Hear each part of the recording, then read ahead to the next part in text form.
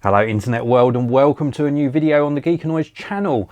I have got a projector video for you today, a review of the Optoma H116ST, very kindly loaned to me by the manufacturer, and I've been using it over the past couple of weeks with a 92-inch diagonal projection screen.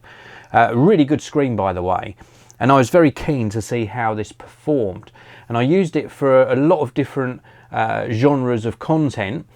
The sample you're going to see on your screen is indeed of one of my videos, and I want to run through the specifications, all the connections, and how I've been finding using this, whether it's performed and met my expectations. So first of all, let's take a look at the specifications.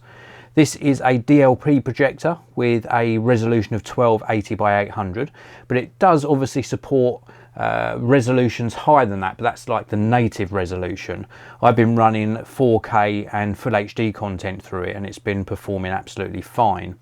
The native aspect ratio is 16:10, but it does also support 4:3 and 16:9, and it outputs 3600 lumens and a contrast ratio of 30,000 to 1.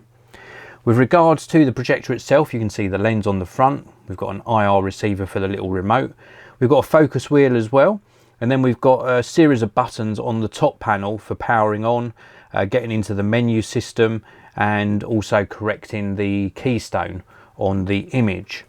Around the back, we have got a whole host of connections, including of course the power supply, Kensington lock for tethering it to a desk. We've got audio in and out. We've got a composite video input, VGA in and out. Also a USB power output, which is very useful if you're using something like an Amazon Fire HD stick or something similar to that. We've also got RS-232 and obviously the HDMI input.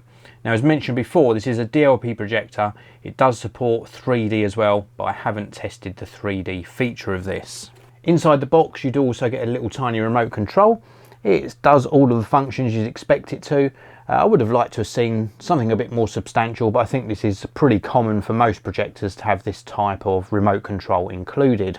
Now, with regards to connecting this up, for my tests I was using an Apple TV, and this was connected into this ezcoo HDMI matrix. This is an HDMI switch that also has an extra feature on here which I really needed to use. Now, if you look at the back of the switch, we have got 4 HDMI inputs, also an IR extender and the input for the power supply, but we've also got 2 HDMI outputs and an optical output as well. Now, I used one of the HDMI outputs to go to the projector. The other one could be used for separating out the audio into another HDMI output for perhaps something like a soundbar that's only got HDMI in. But I was using this with a soundbar with optical input, so I connected it using that particular method. And this switch performed brilliantly. Very, very pleased with how this actually performed. It does scaling and all different tricks as well. But for my use case scenario, it just worked exceptionally well, and it split out that audio from the optical connector into one of the very latest soundbars from Sony, which is the HT-G700. It's a 3.1 soundbar. It gives you Dolby Atmos support, so you get sort of sound coming from above you. Works extremely well, and it's also got a wireless sub as well. Very, very good audio from this particular soundbar. I can highly recommend it. But this video, of course, is all about the Optoma projector, the H116ST. How did it perform? Well, it looks great for a start, but the all-important thing is the image. And as you can see on your screen now, the image is superb. The clarity, the sharpness, the color saturation, all very accurate to how I intended it to look when I was recording this particular video. I don't think you have any complaints at all about the actual image quality. Now, this is a short throw projector, not ultra short throw, but short throw. And from roughly about a metre and a half away, you get up to a 100-inch image. Very, very impressive indeed.